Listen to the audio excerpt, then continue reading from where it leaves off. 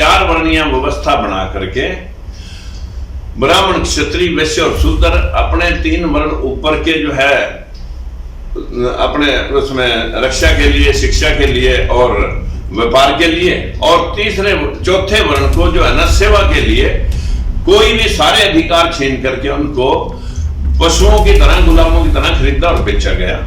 5000 साल से यही व्यवस्था आज तक बरकरार है। नमस्कार साथियों, आज हम आए हैं हरियाणा कुरुक्षेत्र राजकुमार सैनी जी के पास, जो कि शेर हरियाणा के नाम से जाने जाते हैं। और आज हम बात करेंगे जो कुछ समय पहले सांसद जी घर के बाहर जो उपद्रव हुआ था उसके बारे में। नमस्कार सांसद भाई विवेंद्र जी, सबसे पहले तो मैं आप आगरा से चल करके यहाँ तक आए, मैं आपका धन्यवाद करता हूँ। बस साथ में ये कहना चाहूँगा, जो उपद्रव करने वाले लोग थे वो कुछ शरारती तत्व थे जो समाज का नाम लेकर कर रहे थे, जबकि मैंने एक व्यक्ति जो है समाज में आग उगल रहा है, सर्वेश पांडे, और एक साध्वी देवा ठाकुर, जो राजकुमार सैनी पर आरोप लगा रही है कि राजकुमार सैनी ने हरियाणा जलवाया, और वो कह रहा है कि इकट्ठे हो जाओ भाई, हमारा अस्तित्व खतरे में है। अरे भाई, अस्तित्व खतरे में तुम्हारा सब कुछ लेने के पश्चात हो गया, और हमारा अस्तित्व जो है ना, कहीं 5000 साल से जो हम गुलामी की दशा में जी रहे हैं, वो तो हम आज भी 75 साल की आजादी के बाद भी आज भी बरकरार है। उस दशा दिशा की वजह है हम दलित और पिछड़ा, जिसको आज SC ST OBC कहते हैं, ये मानसिक गुलाम है। मैं पिछले दिनों मथुरा वृंदावन गया था, वहां की कुछ राधे राधे और जय श्री राम वाली टीमें आई कि बोला जी आप वहां कह के आए थे कि रामायण महाभारत ये काल्पनिक शास्त्र हैं, जबकि मैंने अपने आप में थोड़ी कहा, ये तो हमारे देश की सरकार ने कह रखा है।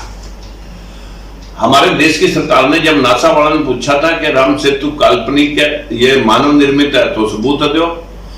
और जब लल्लाई सिंह यादव इलाहाबाद में सच्ची रामायण के ऊपर बैन लगा था 9 दिसंबर 1969 को, तो इलाहाबाद हाई कोर्ट ने और सुप्रीम कोर्ट ने 16 दिसंबर 1976 को इलाहाबाद के फैसले पे उस मोहर लगाई थी, लल्लाई सिंह यादव की मोहर रामायण पे, और ठीक उसी प्रकार से सुप्रीम कोर्ट ने भी माना कि ये ग्रंथ जो है काल्पनिक है। मित्रों, मैं कहना चाहूंगा कि यदि आप शास्त्र को मानते हैं तो शास्त्र के मुताबिक 4 वर्णीय व्यवस्था 4 कालखंडों में बांट करके बोली गई है कि जब जब धरती पे अधर्म हुआ, पाप बढ़ा, तब तब धरती पे प्रलय हुई। सतयुग में प्रलय हुई, द्वापर में प्रलय हुई, त्रेता में प्रलय हुई, और अब कल युग चल रहा है। और ये ग्रंथ शास्त्र जो थे मनु महाराज के द्वारा रचाई गई, ये विष्णु के अवतार मनु महाराज ने के द्वारा सतयुग में लिखे गए। बस मैं ये आपको बताना चाहता हूं कि अगर धरती पे पाप बढ़े और इतने अंग्रेजों के हमले हुए, इतने मुस्लिम अफगानिस्तानियों के हमले हुए, तो भगवान धरती पे उस वक्त नहीं आया। भगवान तो धरती पे जो है कहीं ग्रंथ पोथी के हिसाब से दिखाई देता है। लेकिन ये बात क्लियर है कि उन ग्रंथों में ये भी वर्णित है कि जब जब प्रलय हुई तो सब कुछ नष्ट हो गया, पेड़ पौधे, जीव जंतु। तो फिर ग्रंथ कौन संभाल रहा था? ये ग्रंथ कैसे बचे? 4 बार प्रलय हुई धरती पे। लेकिन अगर आप मेरी बात को मानते हो तो मैं वास्तविक तौर पे आप ये धरती जो है, सूर्य का एक टुकड़ा अलग हुआ, टूट करके ठंडा हुआ, पानी आया, वनस्पति आई, जहां पानी खड़ा हो जाता है वहां पेड़ पौधे, जीव जंतु पैदा हो जाते हैं। इसी प्रकार से धरती पे जीव जंतु, डायनासोर तक अनेकों प्रजातियां पैदा हुई, और उनमें एक आदि मानव भी पूंछ वाला, बालों वाला पैदा हुआ, जानवर मार का खाने वाला। उसने पत्थर से आग जलानी सीखी।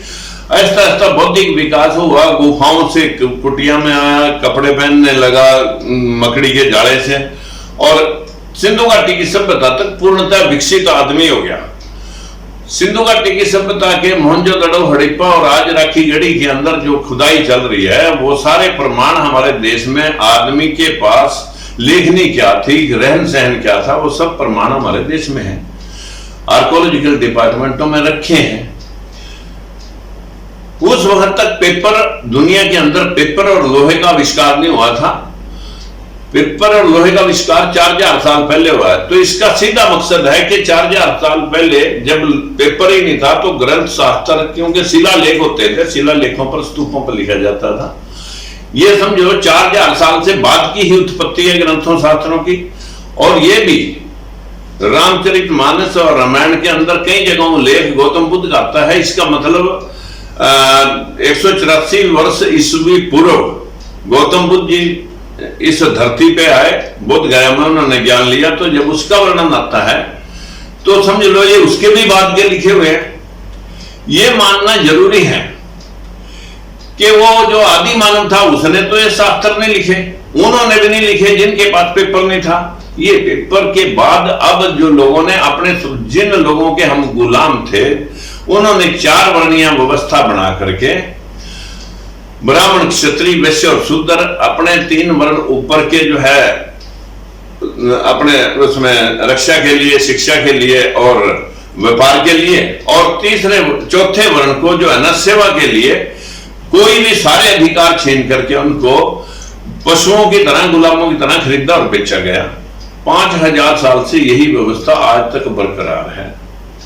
बस इतना मैं कह सकता हूं कि इस व्यवस्था में जो अंधविश्वास फैलाया गया कि अगर शूद्र समाज पड़ेगा, आंधी आएगी, तूफान आएंगे, काल पड़ेंगे, महामारी आएगी, प्रलय हो जाएगी, इसका खंडन आगे महात्मा ज्योतिबा फूले ने 200 वर्ष पहले, जो 150 वर्ष पहले, जब वो बाहर से विलायत पढ़ के आए, किसी बरात में चढ़ गए, वहां उसका तिरस्कार हुआ, तब उसने स्कूल खोले। जब स्कूल खोले तो उसके माँ बाप पर प्रेशर बनाया, उसको भी घर से निकलवा दिया।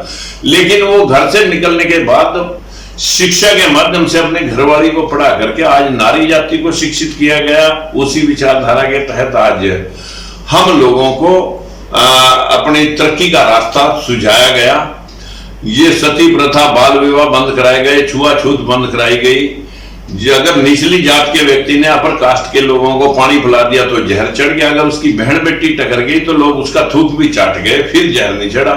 इस व्यवस्था को खत्म करने के लिए शिक्षा का प्रकाश फैलाया गया।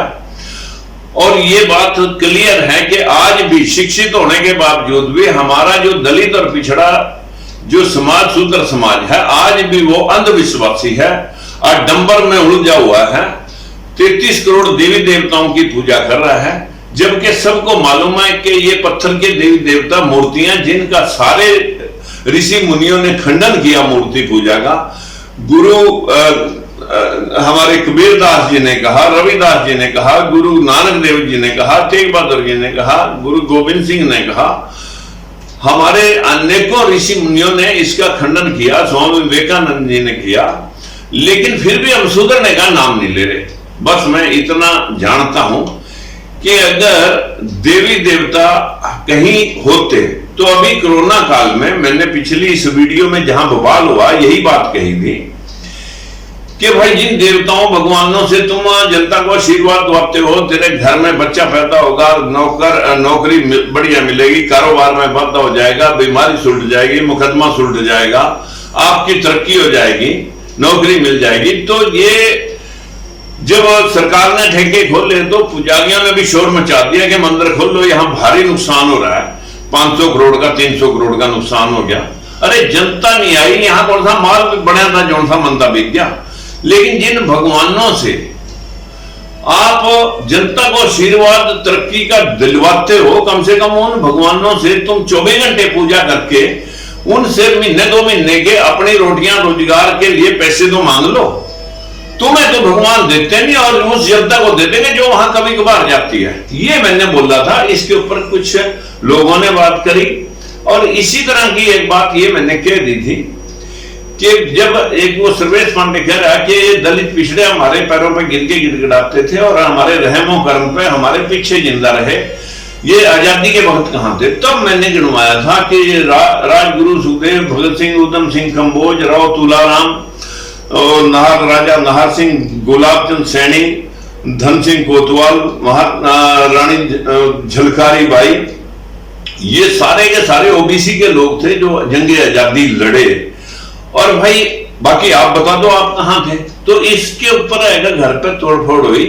फिर भी मैंने ये बात कही कि भाई किसी समाज को अगर मेरी इस बात से की भावना को ठेस लगी, मैं अपने शब्द वापस लेता हूं। लेकिन हमारा समाज जो है वो अंधविश्वासी होने की वजह से कोई जवाब नहीं देता।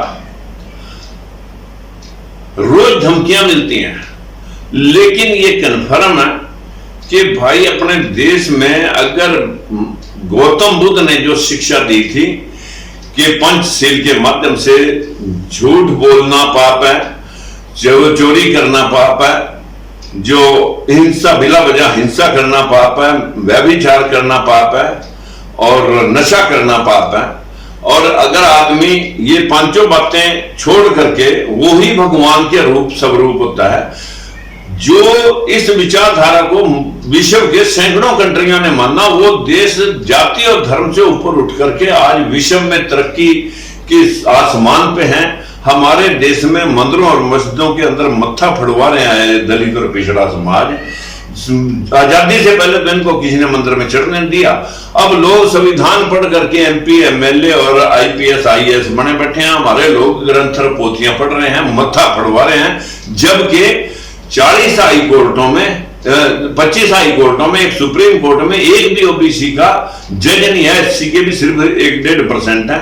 और इसी तरह 40 यूनिवर्सिटियां एक भी बैकवर्ड का प्रोफेसर नहीं है, एसोसिएट प्रोफेसर नहीं है, सिर्फ 8-10% कच्चे प्रोफेसर हैं। देश से 300 राजदूत जाते हैं। हमारे देश में 38 गवर्नर बनते हैं, कोई भी ओबीसी का उनमें नहीं आज तक गया। और ऐसे ही सैकड़ों मिलिट्री के रेजिमेंट हैं, हमारा कोई वजूद वहां नहीं है।